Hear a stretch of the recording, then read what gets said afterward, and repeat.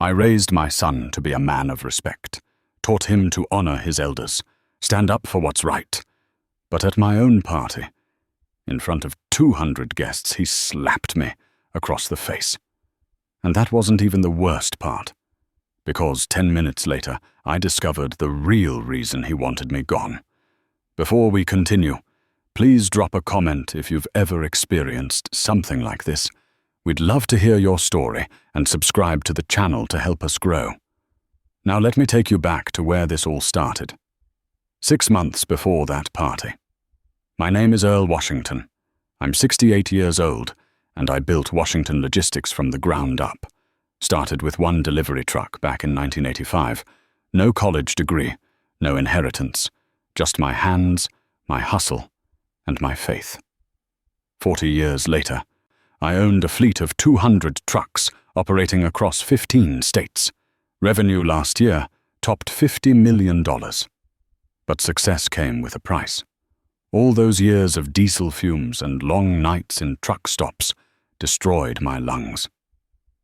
Chronic obstructive pulmonary disease, the doctors called it. COPD. My breathing got worse every year. Some days I needed an oxygen tank just to walk from my bedroom to the kitchen. My son Damon never understood struggle. He grew up in the big house I bought in Cascade Heights, private schools, summer camps in Martha's Vineyard. Everything I never had, I gave to him. Maybe that was my mistake, because by the time he turned 42, he still hadn't held a real job for more than 2 years. 3 years ago, Damon married Candace Mitchell. Pretty woman with honey-brown skin and a smile that could light up a room. She worked as a nurse at Grady Memorial. Seemed like the perfect match. I even paid for their wedding at the Piedmont Driving Club. $60,000 for one day. But I loved my son, so I did it gladly. After the wedding, they moved into the guest house on my property. Just temporary, Damon said, until they saved up for their own place. That temporary stay turned into 3 years. Things started changing about a year ago. I noticed Candace watching me differently, studying me when she thought I wasn't looking. She started bringing me tea every evening. Special herbal blend, she called it.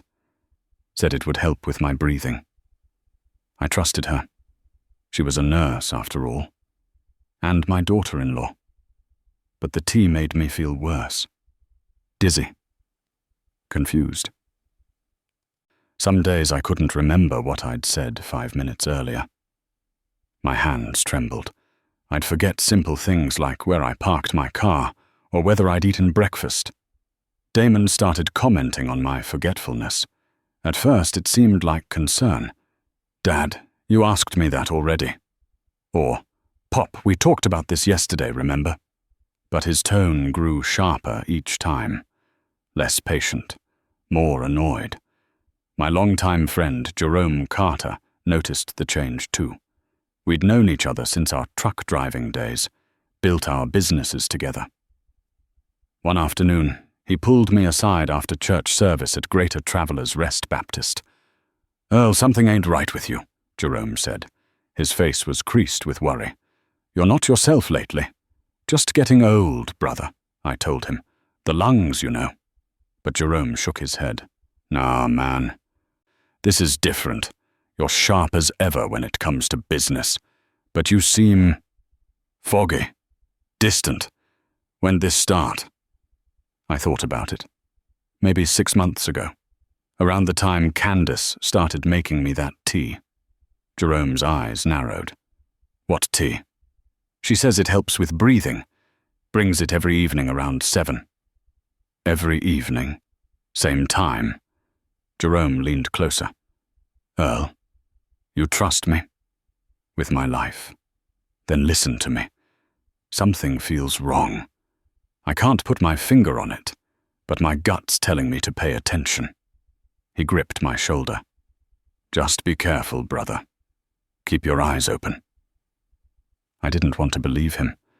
Candace was family. But Jerome planted a seed of doubt that started growing. 2 weeks later, I overheard a conversation that changed everything. I came home early from a doctor's appointment, parked in the garage, and walked through the side entrance. Voices floated from the living room. Damon and Candace. They didn't know I was there. "How much longer do we have to wait?" That was Damon's voice. Frustrated. Angry. "Baby, these things take time." Candace's voice was soothing, manipulative. "We have to be patient. The will hasn't been changed yet." "He's getting worse, though, right? The confusion is worse. Much worse. Yesterday he asked me the same question 4 times in an hour. It's working exactly like it should." My blood turned to ice. "And you're sure no one will know?" Damon asked. "Trust me, I know what I'm doing. Small doses over time. By the time anyone thinks to test, it'll be out of his system. They'll just think it's dementia. Natural progression of his lung disease." I stood frozen in the hallway. My own son. My own daughter-in-law, talking about poisoning me like I was nothing, like I was already dead. But I didn't confront them. Not then. Because I realized something important. If I confronted them without proof, they'd just deny it. Gaslight me. Use my confusion against me. I needed evidence. The next morning, I called a number Jerome had given me. Reginald Hayes, private investigator, former Atlanta PD detective who specialized in family cases. We met at a Waffle House on Moreland Avenue. "Mr. Washington, tell me what's going on," Reggie said, stirring his coffee. I told him everything. The tea, the conversations, the growing confusion. Reggie listened without interrupting. When I finished, his jaw was tight. "I've seen cases like this," he said, "more common than people think. Family members trying to speed up an inheritance." He pulled out a notepad. "Here's what we're going to do. First, we get you to a toxicologist. Private testing. Don't tell anyone. Second, I'll install some discreet cameras in your home. Audio and video. We need documentation." "How long will this take?" "The tox screen? 3 weeks for comprehensive results. The cameras? I can have them installed tomorrow while your son and daughter-in-law are out." Reggie met my eyes. "Mr. Washington, if what you're telling me is true, we're talking about attempted murder. Are you prepared for where this might lead?" I thought about my son, the boy I raised, the man he'd become. My heart broke, but I nodded. "I'm prepared." For the next month, I played the confused old man. I drank the tea Candace brought me. But I poured most of it down the bathroom sink when she wasn't looking, just enough to keep up appearances. The cameras caught everything, every conversation, every smirk, every cold calculation. The toxicology results came back on a Tuesday. Dr. Amara Phillips called me into her office personally. Her face was grave. "Mr. Washington, I don't know how to tell you this gently," she said, sliding the report across her desk. "Your blood shows elevated levels of arsenic. Not enough to kill you quickly, but enough to cause the symptoms you've been experiencing. Confusion, tremors, memory loss. Someone has been poisoning you systematically." The words hung in the air like smoke, confirmation of my worst nightmare. "There's more," Dr. Phillips continued. "We also found traces of benzodiazepines, sedatives, combined with the arsenic. They're designed to mimic dementia symptoms. Whoever's doing this knows exactly what they're doing." I thought of Candace, her nursing background, her access to medications, her sweet smile as she handed me that tea every single evening. "How long do I have if this continues?" I asked. 6 months. Maybe less. The damage to your organs is already significant. If you keep ingesting these substances, Mr. Washington, you will die." I called Reggie from the parking lot. "Got the results. It's confirmed." "I've got 60 hours of footage," Reggie replied. "Your son and daughter-in-law discussing the plan in detail, talking about selling the business once you're gone. arguing about how to spend the money. It's all there, Mr. Washington. Everything we need. Then it's time, I said. Let's do this right. But I didn't move immediately, because I wanted to give them one more chance, one final opportunity to show me I was wrong about them. Maybe it sounds foolish. Maybe it was just a father's desperate hope. Either way, I decided to host a party. My annual summer celebration. I'd been doing it for 20 years. Friends, family, business partners, a celebration of success and gratitude. I told Damon I wanted to make an announcement at the party. Something important about the future of the company. His eyes lit up with greed. He thought I was going to announce my retirement, hand him the keys to the kingdom. Candace's smile was pure anticipation. They had no idea what was really coming. The party was set for Saturday night. 200 guests, catered soul food from Pascal's, live jazz band, string lights over the back lawn. Everything perfect. Everything beautiful. And that's where things went straight to hell. The party started at 7. By 8:30, the lawn was packed with people. Old friends from the trucking days, business partners, church members. Even the mayor showed up. I stood on the back deck, watching everyone enjoy themselves. This was my legacy, this community, these relationships, everything I'd built. Candace approached with my evening tea, right on schedule. She handed me the cup with that practiced smile. Here you go, Earl. Don't want you getting too tired. I took the cup, but I didn't drink it. Instead, I set it down on the deck railing. Actually, Candace, I need to ask you something. What's in this tea? Her smile flickered. Just for a second. Same as always, herbal blend. Chamomile, lavender, arsenic, I said quietly. Sedatives? The color drained from her face. Behind her, Damon turned sharply. He'd been close enough to hear. Dad, what are you talking about? Damon's voice was loud. Too loud. People nearby stopped talking, started watching. I'm talking about the poison your wife's been feeding me for the past 6 months, I said calmly. I'm talking about the conversations you've been having about my death, about selling my company, spending my money. Candace's face twisted. The mask dropped. You senile old fool. You don't know what you're saying. I know exactly what I'm saying, and I have proof. That's when Damon stepped forward. His face was red with rage, with fear, with desperation. He grabbed my arm roughly. You're embarrassing yourself, old man. You're confused, sick. You need to go inside and lie down. I pulled my arm free. Don't put your hands on me. Son. You're out of your mind, Damon shouted. People were definitely watching now. The band had stopped playing. You're making wild accusations because you can't handle getting old. I can handle the truth, I said. Can you? And that's when it happened. Damon's hand came up fast. The crack of his palm against my cheek echoed across the suddenly silent lawn.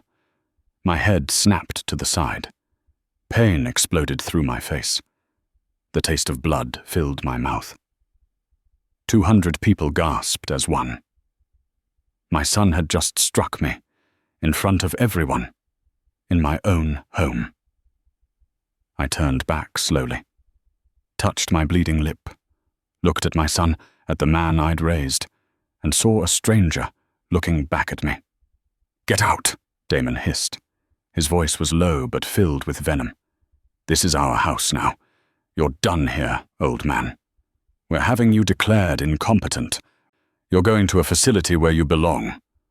Candace stepped beside him. United. You're mentally unfit, Earl. Everyone can see it. Making crazy accusations. This display tonight proves it. We'll have the courts agree. Then we'll take over the company, the estate, everything. The crowd murmured, shocked, confused. Some people looked at me with pity, others with doubt. Was I really senile?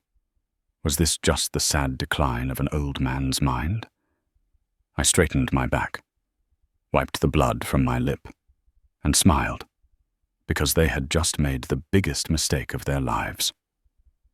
"Interesting," I said softly, "because this isn't your house. It's mine." Damon laughed, a harsh, bitter sound. "You put it in both our names last... Yeah, remember? You signed it over." "I remember signing a residency agreement," I said, "allowing you to live here. But the deed stayed in my name. And that agreement had a clause, a very specific clause about abuse and harassment."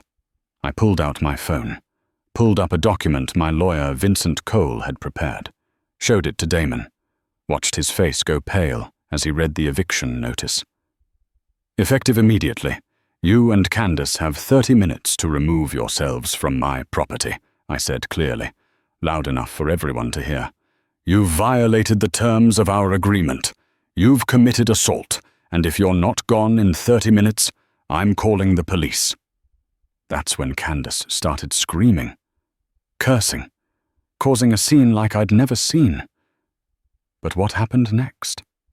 What they tried to do 10 minutes after that slap. That's when things got truly dangerous, because my son and daughter-in-law weren't done fighting. Not by a long shot. And what they did next would either destroy me completely or give me the evidence I needed to put them both behind bars. The 30 minutes I gave them to leave turned into a nightmare I never saw coming, because Candace didn't pack her bags. She pulled out her phone and dialed 911, and 10 minutes later, she had the police convinced that I was the danger. Let me tell you what happened in those 10 minutes. The minutes that almost cost me everything. Damon stood there on my deck, face twisted with rage and panic. The crowd of guests watched in stunned silence. Some started gathering their things, others pulled out phones. This wasn't the celebration anyone expected. "You can't do this," Damon said. His voice shook. "You're sick. You're not thinking clearly." "I'm thinking clearer than I have in months," I replied. "Now get your things and go." That's when Candace's whole demeanor changed. She stumbled backward, put her hand to her chest like she couldn't breathe. Her eyes went wide with fake fear, and I realized what she was doing. She was performing, for the audience, for what came next. "Earl, please," she said loudly, making sure people heard. "We're just trying to help you. We love you. We're worried about you." "Save it," I said. She turned to the crowd, tears streaming down her face now. Real tears. The woman was good. "He's been like this for weeks. Paranoid. Aggressive. We've been trying to get him to see a doctor, a specialist, but he refuses." Some people in the crowd nodded. I saw doubt creeping into their faces.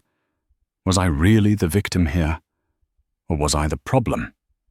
Jerome Carter pushed through the crowd, stood beside me.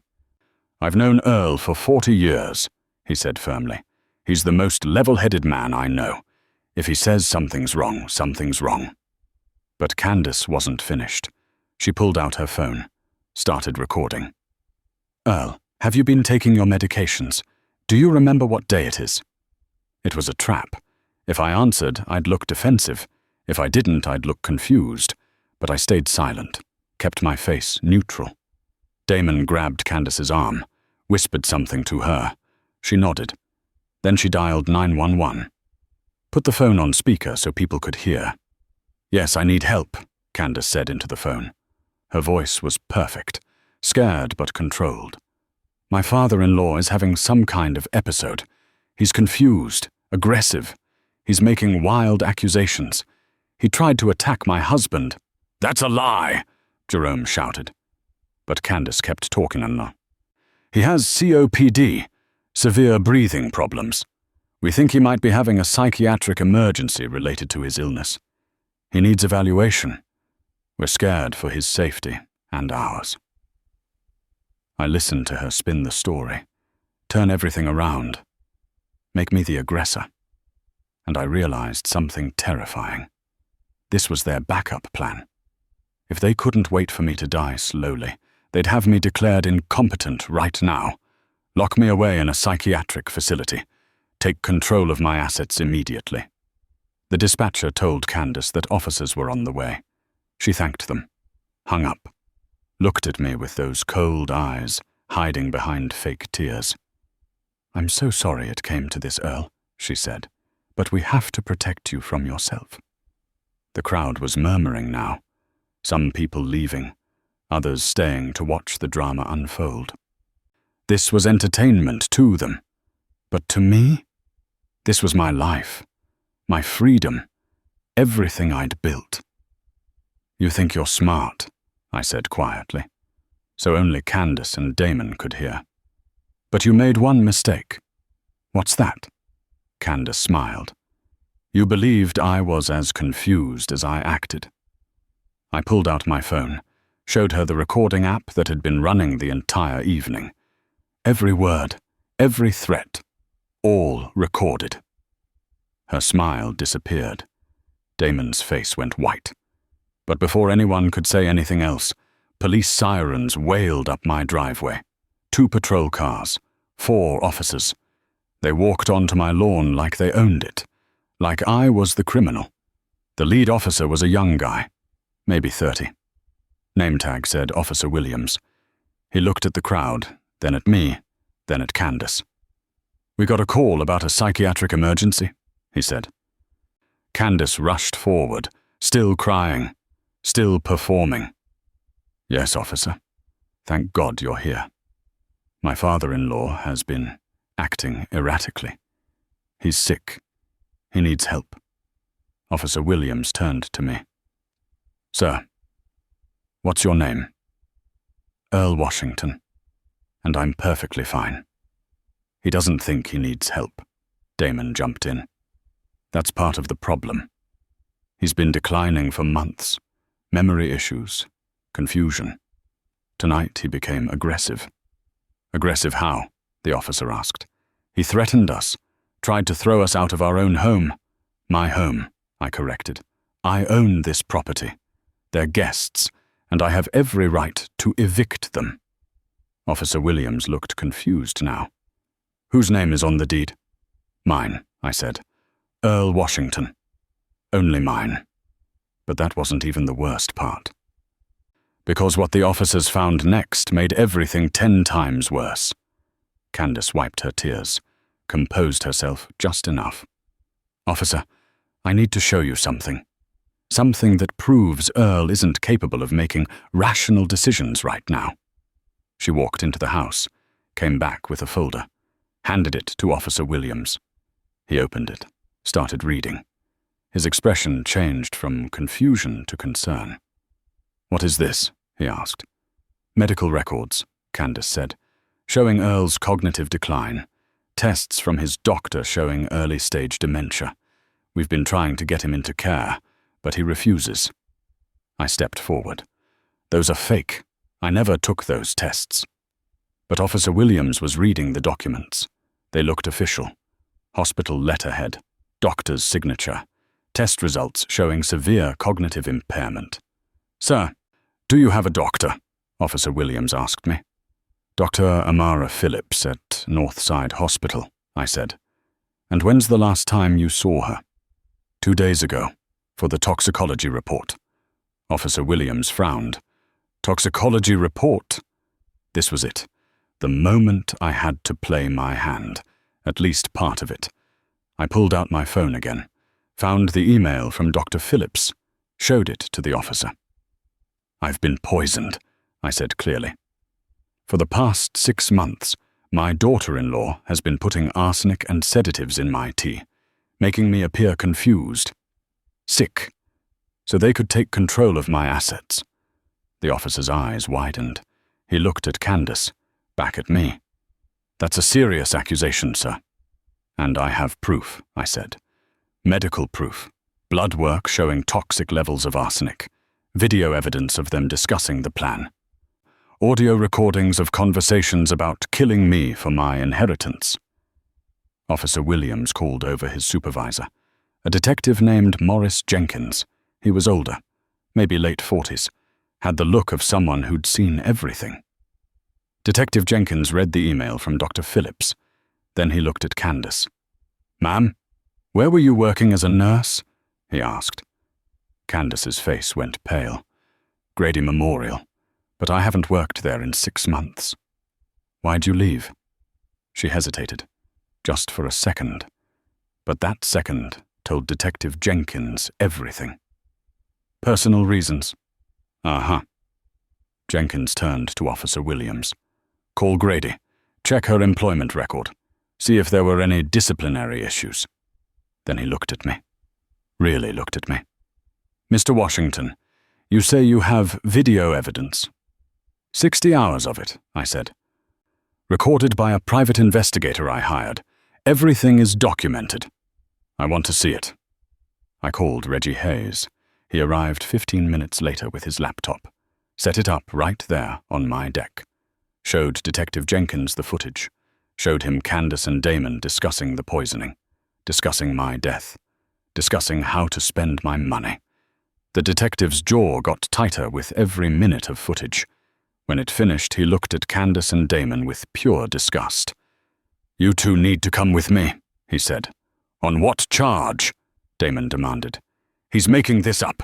Those videos are probably fake." "Attempted murder," Detective Jenkins said flatly. "Conspiracy to commit murder, fraud, elder abuse. Take your pick." That's when Candace broke. The mask shattered completely. She lunged at me, screaming, clawing. "You old bastard! You should have just died quietly. You should have just—" 2 officers grabbed her, pulled her back, handcuffed her while she thrashed and cursed. Damon just stood there, frozen, watching his wife unravel, watching everything collapse. "You did this to yourself, son," I said quietly. "I gave you everything, and you chose greed." Detective Jenkins started reading them their rights. The crowd of guests had grown silent, watching my son and daughter-in-law get arrested at my own party. Some people looked horrified. Others looked satisfied. Justice being served in real time. But then Officer Williams came back with the information from Grady Memorial. His face was grim. "Detective," he said, "Candace Mitchell was fired from Grady 6 months ago. Investigation into missing pharmaceuticals, controlled substances, sedatives specifically. They couldn't prove it was her, but the timing matched her shifts." Detective Jenkins nodded slowly. "That fills in some blanks." They loaded Candace and Damon into separate patrol cars. Candace was still screaming, still cursing me, promising revenge, promising I'd pay for this. Damon said nothing, just stared straight ahead with dead eyes, like his soul had left his body. The guests started leaving after that. Quiet goodbyes, awkward hugs.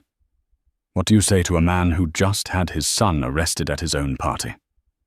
Jerome stayed behind. Helped me clean up.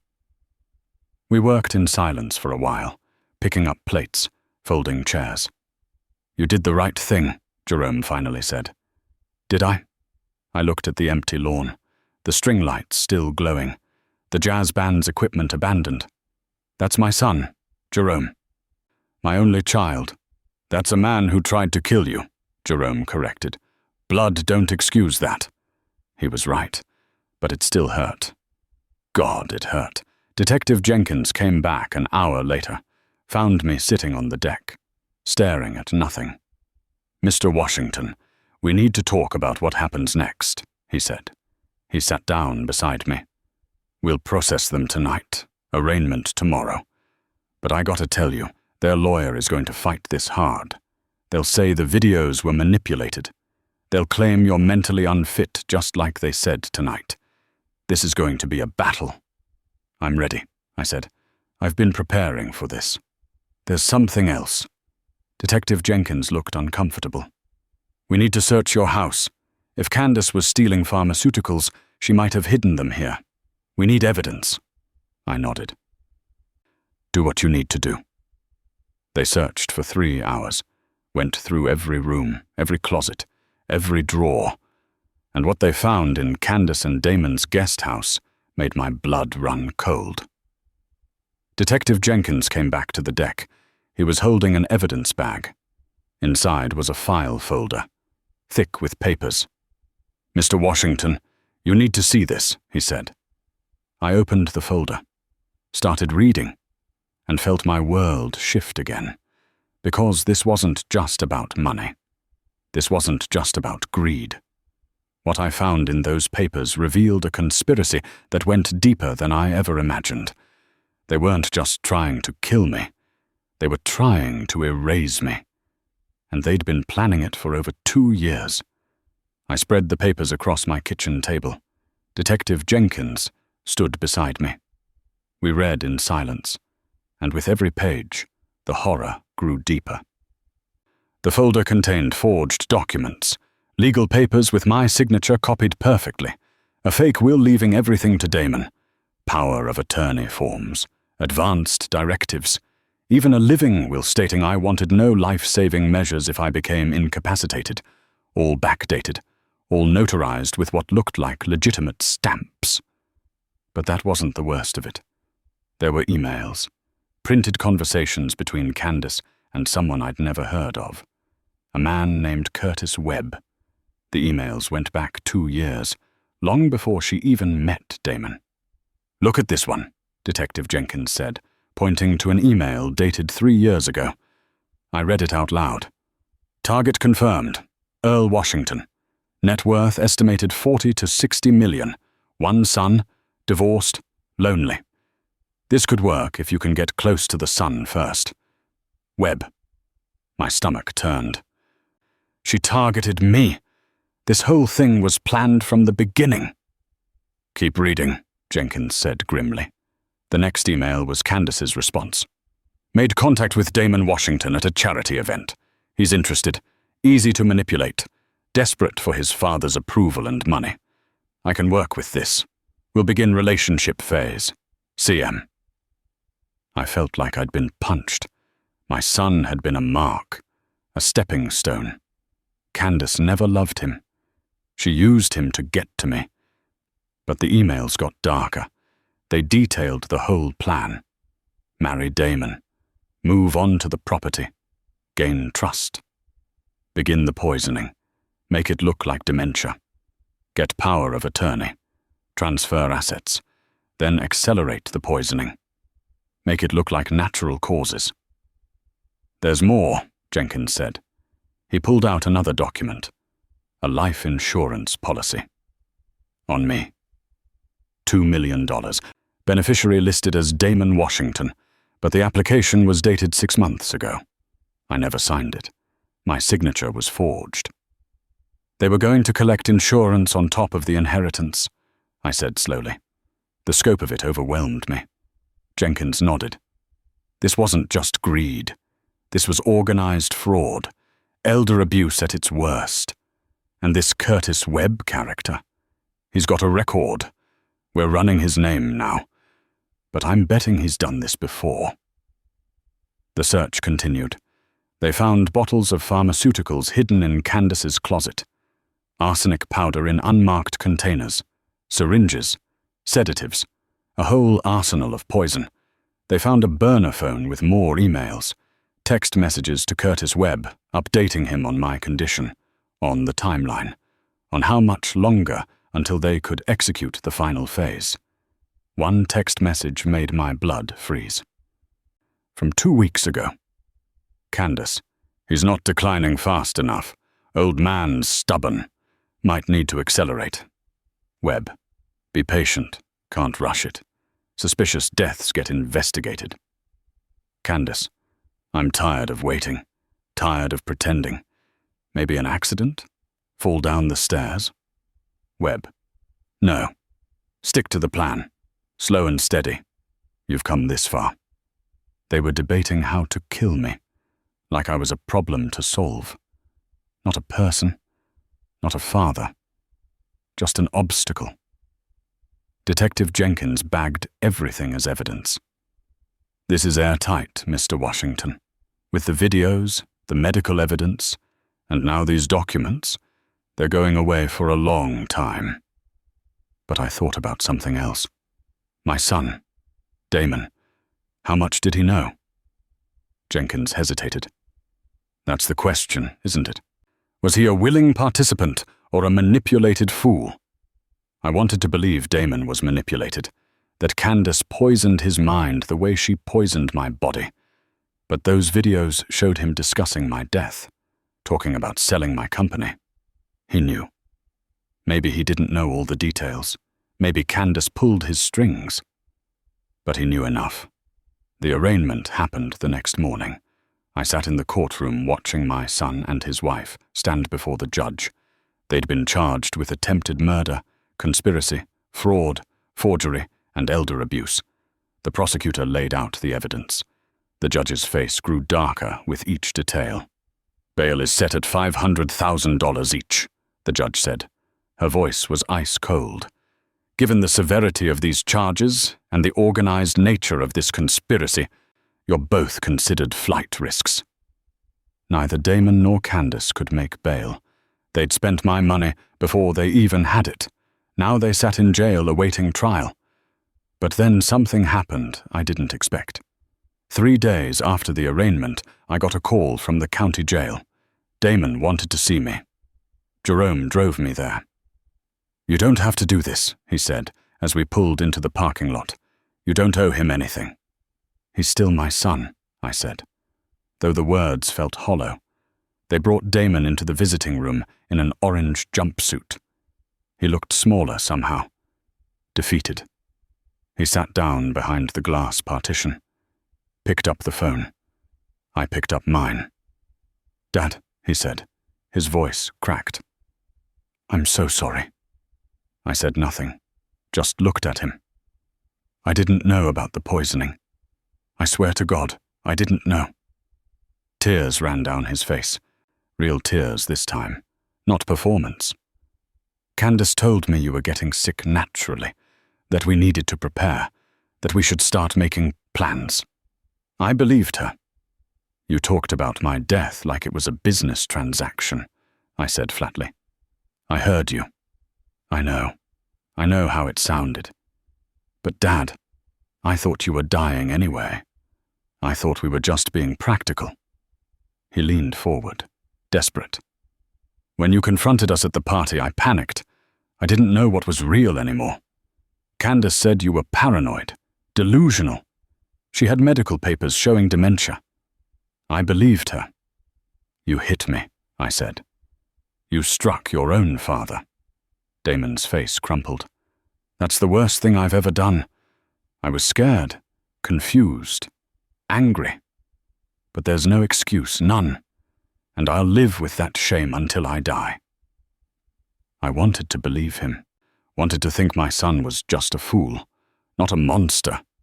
But I remembered those conversations, his excitement about the money, his impatience. "The prosecutor is offering me a deal," Damon said quietly. "If I testify against Candace, tell them everything I know about Curtis Webb and the plan. They'll reduce my charges. Conspiracy instead of attempted murder. Maybe 10 years instead of 25. And you're telling me this why?" "Because I want your permission." Damon looked me in the eye. "I know I have no right to ask, but you're still my father. And I need to know if you want me to take the deal, if you want me to cooperate, or if you want me to face the full consequences of what I did." This was the moment, the choice that would define everything going forward. I could tell him to refuse the deal. Let him rot in prison for the maximum sentence, get full revenge for what he'd done, what he'd allowed to happen. Or I could give him a chance at redemption, at a shorter sentence, at maybe someday rebuilding something from the ashes. I looked at my son, at the man I'd raised, and I thought about all those years, the little boy who used to sit on my lap while I read him stories, the teenager who came to me crying after his first heartbreak, the moments of love that existed before the greed corrupted everything. "Take the deal," I said finally. "Tell them everything. Maybe it'll help you remember who you used to be." Damon nodded, fresh tears flowing. "Thank you, Dad. Thank you." "But Damon," I waited until he looked at me. "We're done. After this is over, after you serve your time, I don't want to see you again. You made your choice. Now live with it." I hung up the phone, walked out of that visiting room, didn't look back. The trial took 4 months to prepare. Damon testified against Candace like he promised. He told them everything. About Curtis Webb, about the plan, about how Candace manipulated him, used his resentment of me, fed his greed until it consumed him. Curtis Webb was arrested in Florida. Turned out he'd run this same scheme twice before. Elderly marks, lonely people with money. He'd find vulnerable family members, plant someone close to them, execute the fraud, split the profits. 2 previous victims had died before anyone caught on. I was the first to figure it out in time. Candace went to trial first. The evidence was overwhelming. The videos, the toxicology reports, the forged documents, Damon's testimony. The jury deliberated for 3 hours, found her guilty on all counts. The judge sentenced her to 30 years in prison, no possibility of parole. Damon pled guilty to conspiracy and fraud. Got 12 years. He'd be 64 when he got out, if he survived prison that long. Curtis Webb got 25 years. He was already 59. He'd die behind bars. I should have felt victorious. Justice served. Enemies punished. But I just felt tired. Empty. The poison had damaged my lungs permanently. Even after stopping the arsenic, my breathing never fully recovered. I needed oxygen more days than not. Dr. Phillips told me I had maybe 5 years left, maybe less. The damage was done. I sold Washington Logistics 3 months after the trial. $52 million. I kept $2 million for myself. Lived simply. Donated the rest. Scholarships for underprivileged kids. Medical research for COPD. Community programs in Atlanta's black neighborhoods. Gloria Thompson, my housekeeper, had stayed through everything. Testified at the trial about the suspicious behavior she'd witnessed. I gave her a pension. Made sure she'd be comfortable. Jerome checked on me daily. We played chess. Talked about old times. He never mentioned Damon unless I brought it up, and I rarely did. The house felt empty now. Too big. Too many memories. Good and bad mixed together until I couldn't separate them. One afternoon, 6 months after the trial, I got an unexpected visitor. A young woman, maybe 25. Beautiful. She stood at my door with tears in her eyes. "Mr. Washington," she said, "my name is Naomi. I'm Damon's daughter." I stared at her. "Damon doesn't have a daughter." "He does." She pulled out her phone. Showed me pictures. A little girl that looked just like Damon, growing up through the years. He got my mother pregnant when they were in college. Before you knew. Before he knew, actually. Mum moved away. Raised me herself.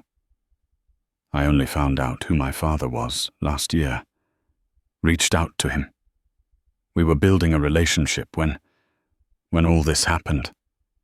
I couldn't speak. A granddaughter. I had a granddaughter. "I wanted to meet you," Naomi continued. "Before I did, I wanted to tell you something. Something Damon told me to tell you if anything ever happened to him." She took a deep breath. "He said to tell you that Candace had something on him. A secret. Something from his past. She found it somehow. Used it to control him. He was trapped. Too scared to tell you. Too ashamed to ask for help. and by the time he realized how deep he was, it was too late. I sat down heavily. What secret? I don't know. He wouldn't tell me. But he wanted you to know he wasn't just greedy. He was scared, blackmailed. It doesn't excuse what he did. He knows that. But he wanted you to understand. I looked at this young woman. My granddaughter. A piece of Damon that existed before the corruption, before the greed, before Candace. How is he? I asked quietly. Not good, Naomi said honestly. Prison is hard on him. He writes me letters, mostly apologies, for not being there when I was growing up, for what he did to you. He's broken, Mr. Washington. We sat in silence, processing, grieving. Would you like to come in? I finally asked. I'd like to know more about you, about your mother, about what Damon was like before I lost him. Naomi smiled through tears. I'd like that. She came in. We talked for hours. She told me about her life, her mother's strength, her own dreams of becoming a doctor. I saw pieces of the son I used to know in her, the good pieces, the pieces that existed before money and greed destroyed him. And I realized something as the sun set that evening. Justice wasn't clean. Victory wasn't simple. I'd won the battle, exposed the conspiracy, survived the poisoning. But I'd lost my son, lost years of my life, lost my health. Gained a granddaughter I never knew existed, but would only have a handful of years to know. The story didn't end with triumph. It ended with scars, with lessons learned too late, with relationships damaged beyond repair, with a future shorter than it should have been, and with the complicated truth that sometimes the people who hurt us most are also victims themselves, trapped by their own choices, their own weaknesses, their own fears. I looked at Naomi and saw a chance, not for redemption, not for fixing what was broken, but for creating something new from the pieces that remained, for building a relationship untainted by the past, for leaving behind one good thing before my time ran out. Come back tomorrow, I told her as she prepared to leave. Bring pictures. Tell me everything. Let me know my granddaughter before it's too late. She hugged me. First time anyone had hugged me in months. It felt like forgiveness, like hope, like maybe the ending wasn't as tragic as it seemed. But as I closed the door behind her, I touched my chest, felt my labored breathing, knew my time was limited. The poisoning had stolen years from me. Candace was in prison. Damon was in prison. Curtis Webb was in prison. Justice had been served. But I was still dying, still alone in this big empty house, still carrying the weight of a son who chose money over love, who hit his own father, who stood by while someone tried to murder me. And the hardest truth of all, part of me still loved him, still wanted to forgive him, still wondered if things could have been different if I'd paid more attention, been a better father, seen the signs earlier. That's the thing about family betrayal. The story never really ends. The wounds never fully heal. You just learn to live with the scars, and hope that somewhere in the wreckage you find one small piece of light to carry forward. For me, that light was Naomi, a granddaughter I never knew I needed, a connection to the son I lost, a reminder that even in the darkest stories, grace can find a way through. Thanks for listening to this story. If it touched your heart, please leave a like and subscribe. Have you experienced something similar? Share your story in the comments below.